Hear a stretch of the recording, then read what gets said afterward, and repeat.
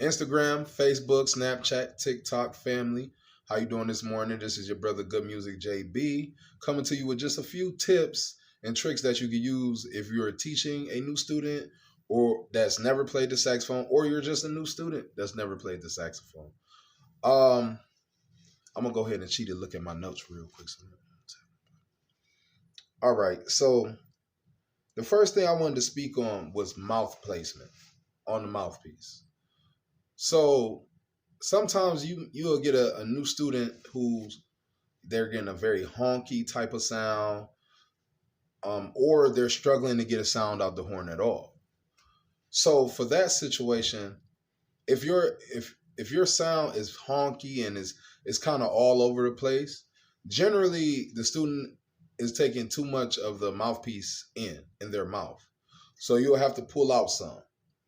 Vice versa, if you're struggling and you're trying to play, and you're not really getting a sound out, then more than likely you don't have enough of the mouthpiece in your mouth.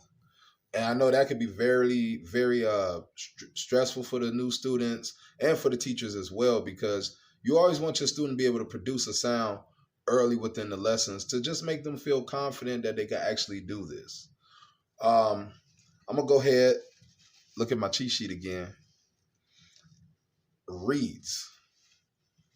So for reeds, especially with the younger students, elementary age, more so even up to middle school, they really don't think about changing their reeds, and they will literally run a reed down in the ground. They will play the same reed to the reed is their age.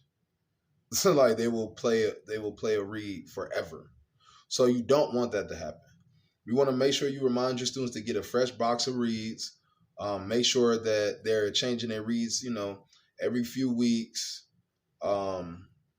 because also the reed can have a lot of effect on your sound, just in general. You have a lot of problems with the reeds if your reed's not good. So the next thing I wanted to talk about was, and I noticed I didn't see it online much. I've been online studying, and I honestly didn't see anybody speak on this, but it's putting the mouthpiece on the neck. So a lot of people, especially early students, they will put the neck onto the horn and then put the mouthpiece on. What that can do is slowly bend your neck, because you never know how much pressure somebody else is using to put some